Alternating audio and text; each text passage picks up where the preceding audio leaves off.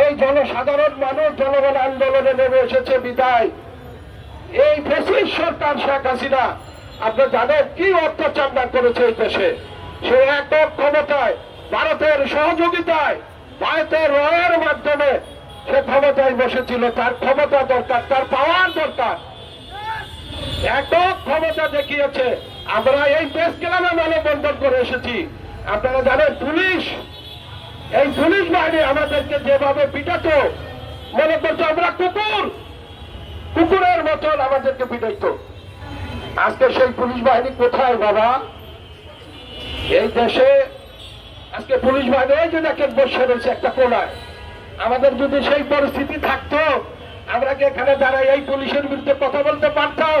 বলেন সাংবাদিক ভাইরা, আপনারাই বলেন, পারতাম না।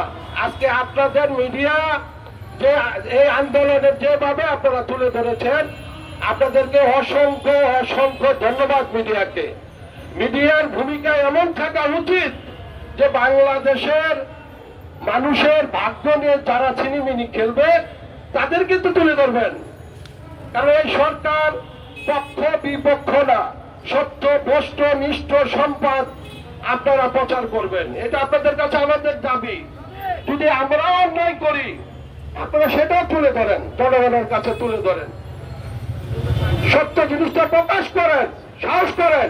দেখবেন এই সরকার কেন, যে সরকারই আসুক, বিএনপি আসুক, যে আসুক, মিডিয়া ন্যায়ের পক্ষে থাকবে, মিডিয়া সত্য জিনিসটা প্রকাশ করবে। তাই আমি বলতে চাই যে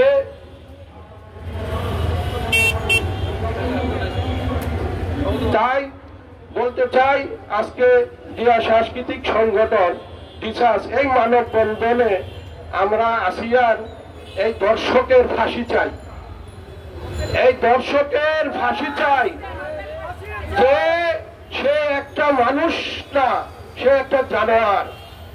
কারণ এই জানোয়ার যে মেয়েটার উপরে অত্যাচার করেছে এই জানোয়ারের ফাঁসি দিতে হবে। এই প্রত্যাশা ব্যক্ত করে আমি আমার বক্তব্য শেষ করলাম। আসসালামু আলাইকুম।